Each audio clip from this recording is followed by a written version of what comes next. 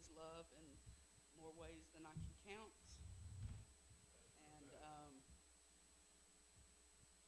he had to show them, sometimes dragging me behind him. But he did it nonetheless. The reason I wanted to do this, I've been wanting to do it for a while, but I just couldn't get up the nerve, I guess you would say, to do it. I have a big mouth, and I seem a little outgoing, but I'm really shy. So, why are y'all laughing? What'd you tell them? Anyway, I need to start so that y'all see God's hand, because when I start at the beginning and you see God's hand moving, you will be amazed, because words don't even put it to use. I just want to give God glory tonight. I want to share this with y'all, and if I can be a blessing to somebody, then praise God.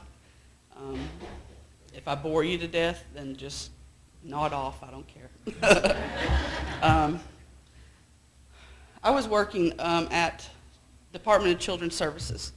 I was a case manager there. I worked both foster care and CPS, which is where they take your kids from you. And I had this case. I'd been there for 5 years, and I had one particular case that was driving me crazy. And I would come home every night, and I would cry, and I would tell Eddie, I don't know what I'm going to do about this. I don't know what I'm going to do about it. Nobody's helping me. And so I got it in my mind to quit, because I didn't know what else to do. I had a lady that her child was removed. She was under me. She was one of my clients, and this lady made my life miserable, miserable. She stalked me. She followed me. Everywhere I turned, there she was. She sent me nasty texts. She sent me nasty phone calls, all this stuff. And she told me, I'm going to get you out of here. And I said, no, you're not. You're not going to get me out of here. Well, anyway. So one day she came in for her visit with her child, and I supervised the visits to make sure she didn't do anything out of the way, because of one visit she bit the child's father's finger. She bit it off. So I freaked out. But anyway, so she had to be supervised at all times with the child. So I was supervising the visit. The visit was going well. And at the end of the visit, we were setting up the next visit. And she told me where my children went to school. And at this time, my kids were little. They weren't the big boys they are now. They were little. And I lived an hour away. I worked in Ray County, but I lived in McDonald. So there's only one way she'd know where my kids went to school.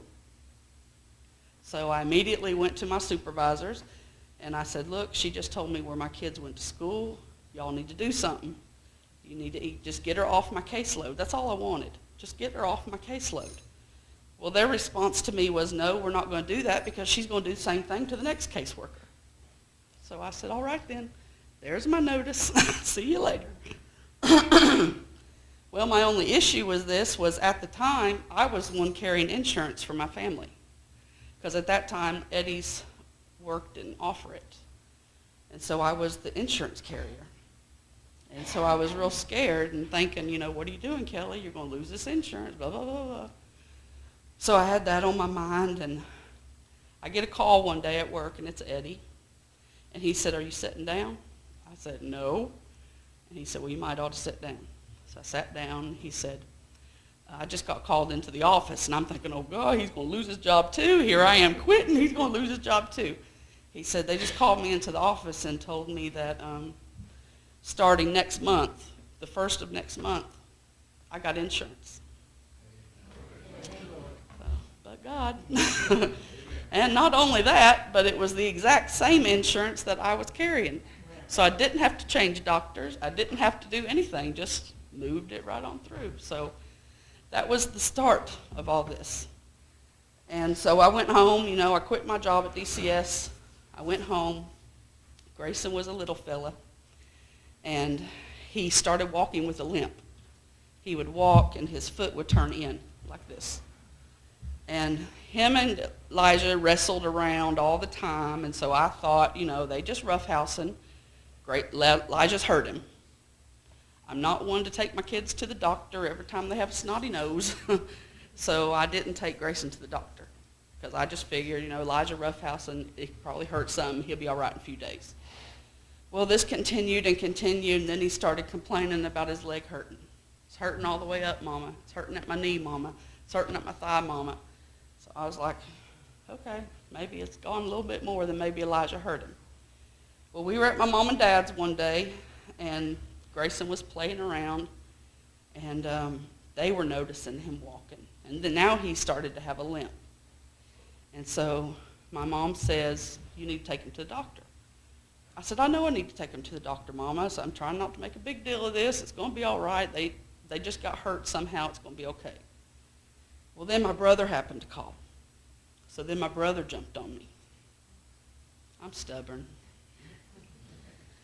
But my brother made me mad because he made me feel like I was being a bad mom and I was neglecting my child. And so to prove him wrong, that nothing was wrong with my son and I was running to the doctor for nothing, I took him to the doctor. This was on New Year's Eve. So we go to the doctor, and I'd never seen this doctor before. It was his regular doctor. We go there all the time, but this particular doctor, I've never seen her before, and I haven't seen her since. She told Grayson, we were the only ones in the waiting room because it was a holiday. She told Grayson, she said, I want you to walk down the hallway for me. And so Grayson did. He walked down the hallway. She turned to me and she said, Perthes disease. You need to get him to an orthopedic specialist. I said, what? What are you talking about? What are you talking about? He just sprained his ankle. Something's wrong. There's no disease here. So I'm thinking she's woohoo. But I followed her directions, and I found an orthopedic surgeon, is Dr. Moses in Chattanooga, wonderful man. And I took him to him. He took x-rays of Grayson, and yes, it was Perthes. And so then started my research on Perthes. This is a terrible, terrible disease. It robs you of your childhood. You can't do anything. You can't walk. You can't run. You can't jump. You can't do anything. And it affects you when you're little bitty. And then it stays with you until the ultimate is hip replacement surgery.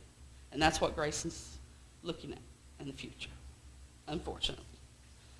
Well, to make matters even worse, Grayson has it bilateral, which is even more rare. Usually it's either right or left, but lucky Grayson, he's got it in both hips.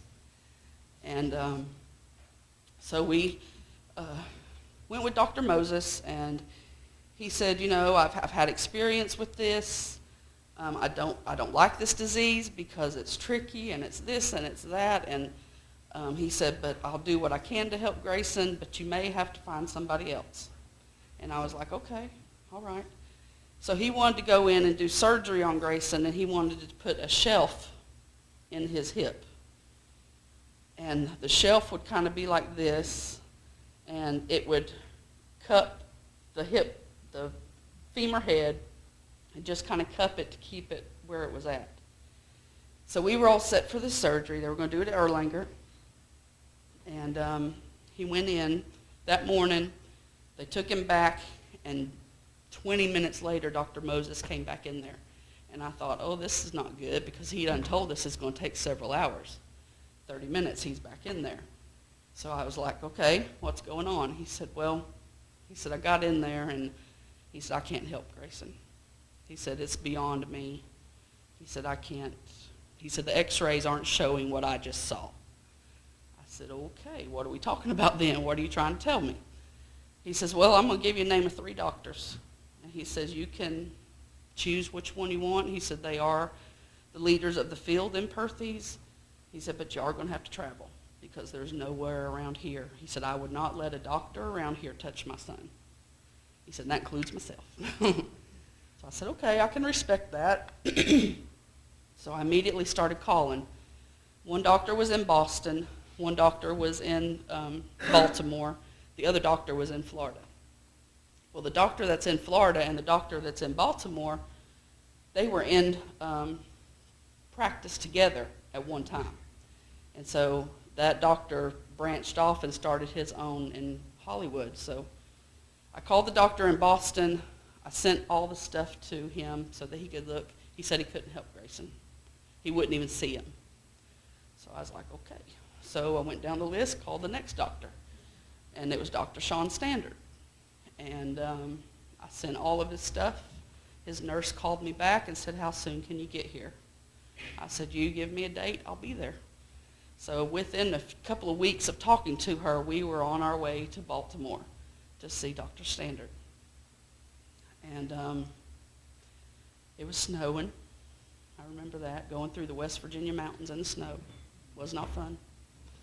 But anyway, we made it. We saw Dr. Standard. After Dr. Standard took x-rays of Grayson and looked at him, his next words to me were, I'm the instrument that's going to fix Grayson. And so I knew right then I was where I was supposed to be, by God.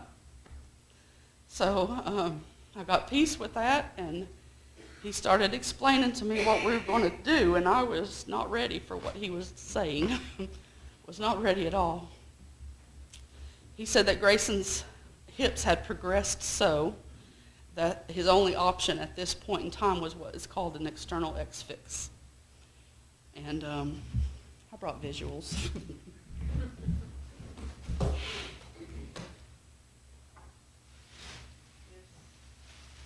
Is an external X-fix. He's had this surgery twice, and the first one he wanted to donate because Dr. Standard goes over to third world countries and he does this surgery on children that otherwise could never have it done. And so he asks you to donate your X-fixes when you're done with them, and he uses them on children overseas. So he did that first one, but Grayson wanted to keep the second one.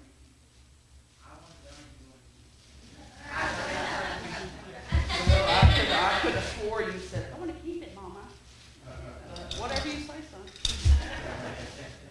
It was on your legs, so. This is it. This was our best friend for a very long time. This is the contraption here.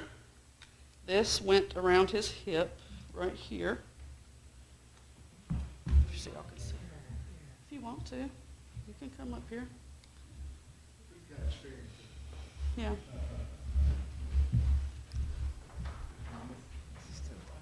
This one, this went right here. No, it's on this side. It's on the other side. This went right here like this, on top of his hip.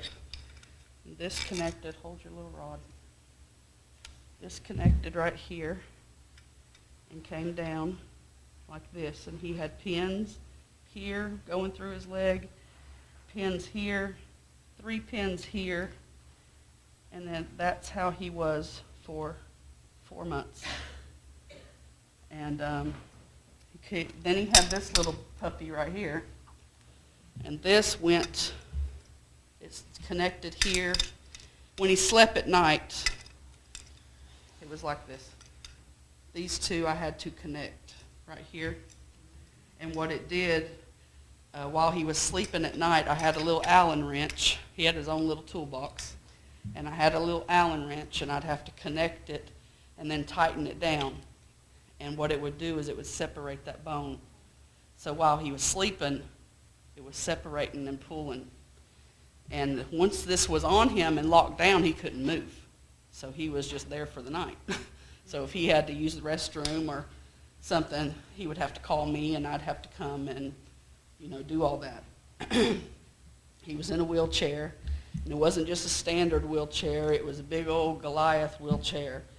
It had leg extenders that went, and because he couldn't bend his legs because of this, and that wheelchair was a pain. But let me back up a minute. After we had this surgery, the first surgery, me and Grayson were there for 7 weeks. That was the longest 7 weeks of my life. The longest 7, and it was God that got me through it, because otherwise I really don't think I would be here, because I was at the point where I was like, I can't do it no more. Something's going to have to give. I can't do it. But we made it, didn't we? Yeah. So anyway, when we finished our 7 weeks up there, we had to come back home, and we had to find a physical therapist down here. Well, couldn't find one down here. Nobody was wanting to touch them. They were all scared, which I don't blame them. So a little kid walks in with this in his leg and holes everywhere. I'm going to be scared too, so I don't blame them for that. But finally found somebody at Erlanger that would do it for us. Had to take him down there 3 times a week. At that time, I drove a little black Dodge. What was the name? It's not a Charger. Challenger. Dodge Challenger. Love that car. Oh, that was my favorite car. I love that car. But I couldn't get the big old Goliath wheelchair, him and me in that car. So I was like, what am I going to do? I got to take him to physical therapy 3 times a week. What am I going to do? Our credit is zip. So I was like, there's no way we're going to be able to get a van. There's no way we're going to be able to get a van. So Eddie said, well, you don't know till you try. Let's go. So I said, all right. So we go down to the Ford place, and we try to get a van. They gave us a van. And you know how they always say, take it for a drive, keep it for the evening. Blah, blah, blah, blah, blah. Get hooked on it so I can rip it right out of your hands. So it was blue. It had all the bells and whistles. It was so pretty, so pretty. And we drove it, we went and showed it here and showed it there. And because they said, oh, yeah, you got it. Don't worry about it. All we got to do is paperwork. You got it. I couldn't trade in my car because I owed too much on it. So that didn't help us. So I ended up having to sell my car. I sold it just for payoff, just what I owed on it. And they called us and said, well, we can't get you the van. There's no way. I said, I didn't deal with them. Eddie dealt with them because I was a basket case. I couldn't do it. So I said, okay, see, I said, I told you, Eddie. I told you. He said, however, we have another van that it's on our used parking lot. This wasn't new, by the way. It was used also. The blue one was used also, but it was a little higher up than the one. Anyway, they said, come on in. It's a Kia. It's burgundy in color. It was used as a demo car for some event in town. I don't know what event, but anyway. So I was like, okay, all right, we'll go down there. We had to take the van back anyway. So we went down there. They had it parked in the front ready for us. And, of course, this one didn't have all the bells and whistles. But I'll tell you what it did have. The blue van, we tried to put Grayson's wheelchair in it, in the blue van. And we put it between the back seat and the back hatch. And it sat there, but it would clang back and forth the whole time we were driving. And I told Eddie, that's going to end up busting that window. I know it's going to bust that window. I'm a worrier. Eddie's all, and I'm the one he's like, don't worry about Kelly. Don't worry about Kelly. Going to be fine, Kelly. Going to be fine. I said, you tell me it's going to be fine one more time. One more time. So anyway, I told that man, I said, well, it's nice, yeah, it's fine. I said, but I'm not going to get my hopes up. I don't want to drive it, nothing, until you say it's mine. I said, I'm not going through this again. I can't do it. I can't handle it. So, make a long story short, he approved us for that one. So I got my van, and not only that, but it only had 21,000 miles on it. The other van was pushing 80. And, yeah. And the best part, this little van, well, it's not a little van, but the van I'm in now, in the back, when you open up the hatch, it has like a sunk down tail gate, whatever it is. I put Grayson's wheelchair back there, and it just sat right there. It did not move. It did not clang. It did not do anything. You couldn't even see it from my rearview mirror. It was just there. And so I was like, okay, this is it. This is what he wants us to have. This is what we're going to have. No questions asked, no nothing. We drove it away that night, and it's been ours forever. And that has been the best vehicle I have ever had in my life. Ever. It's pushing 200,000 miles now, and it's going back to Baltimore tomorrow. So, but God, he worked that out for us. And it's just amazing. So anyway, we're dealing with Grayson's surgeries, and we didn't really know. Oh, I got a picture too. I want to see it. This is what it looks like when he came out of surgery. This is Lizzie. Lizzie and Linda right here. She has been to Baltimore every time we go. Except the last one. She was in the band. You didn't take her out. She was there. But that's what it looks like. But anyway, so this can get very, very expensive, and we didn't know what we were going to do because I was out of work. And, you know, with DCS, because I quit, I couldn't collect unemployment. And so, of course, they denied me. Well, I appealed it. And I heard from them, and I had to go before the review board. So I was like, well, this is going to be a waste of time, but we're going anyway because I need some money coming in. Grayson needed 24-hour care, couldn't pay a nurse. My mother-in-law was going through her own issues at that time. She lived with us, but she was blind because her Sjogren's, she had just been diagnosed with Sjogren's, and it affected her eyes. She also had shingles, so she couldn't help me. She was having her own problems. So I went through the review board. It was me. DCS had their team of lawyers. They had the regional director. They had the team coordinator. And they had my direct supervisor and me. And I thought, oh, this ain't even. This ain't even at all.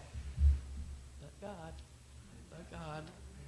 They asked me all these questions. I answered all their questions. And they asked me how come I didn't come to them and tell them I was having these problems. I said, but I did. I came to you. I told you exactly what the crazy lady was doing. And you told me, we're not taking her away from you because she'll do the same thing to the next case manager. We're not doing that. The minute that I said that, the lady that was, what's that called, mediating the thing, she said, I've heard enough. I've heard enough. We're done. Shut us down. So I thought, well, is that a good thing or a bad thing? I don't know what happened there. 3 days later, I get a check in the mail for all the back pay from the day I quit DCS.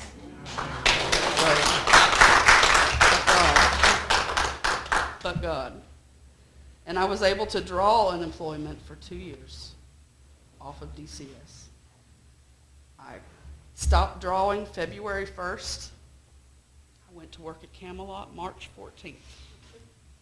So I was never without money. And Grayson was finally at the point where he was good. He could maintain himself. My mother-in-law was better, so she could help out with him. And so I went back to work. And it's just been amazing. So we have these yearly appointments with Dr. Standard.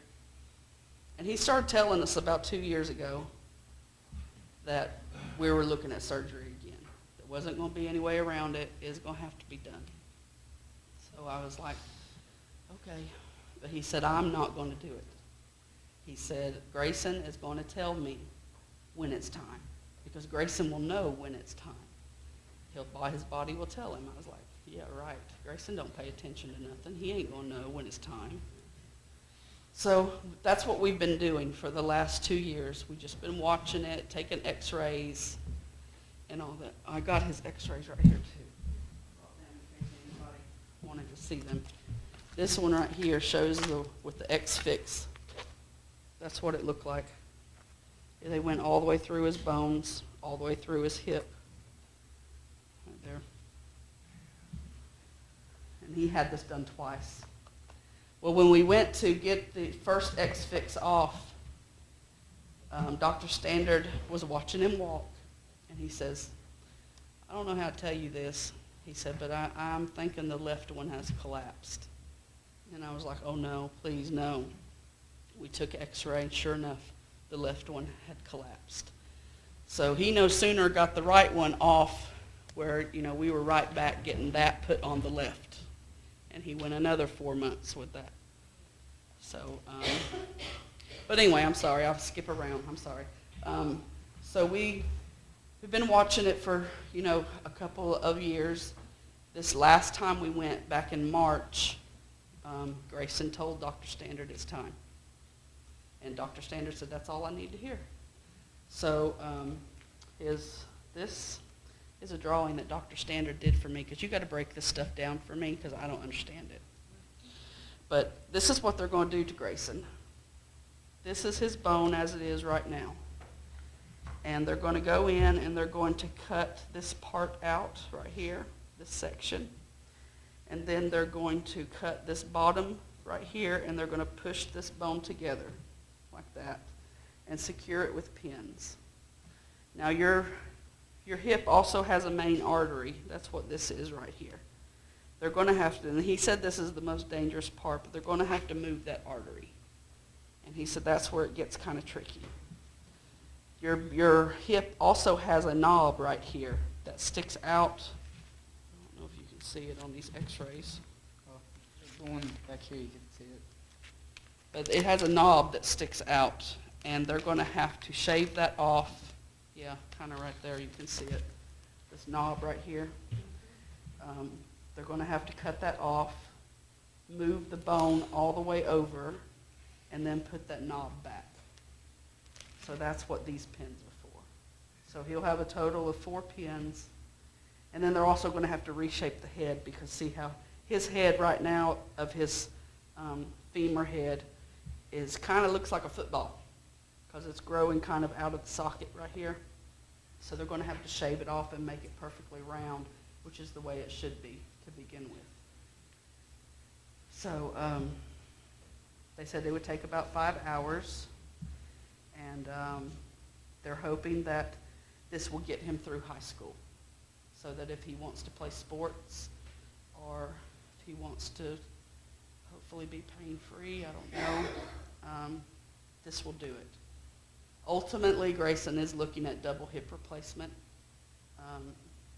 Probably when he gets to be my age, he will have 2 new hips.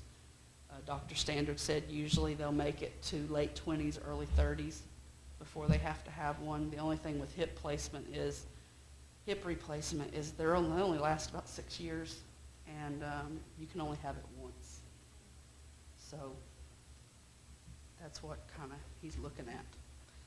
But we never thought he'd play football. We never thought he would do anything. And he's done it. He's done it. He played football. I cried like a baby. I cried like a baby. And they don't understand. What you crying for, Mama? What you crying for?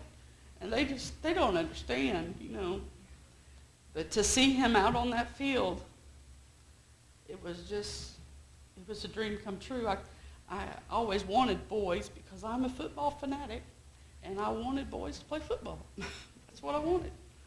And I had 2, and they big. They big. They football material. They football material. And I got one that don't like it, and this one I don't know if he's going to be able to do it. So, but it's all right.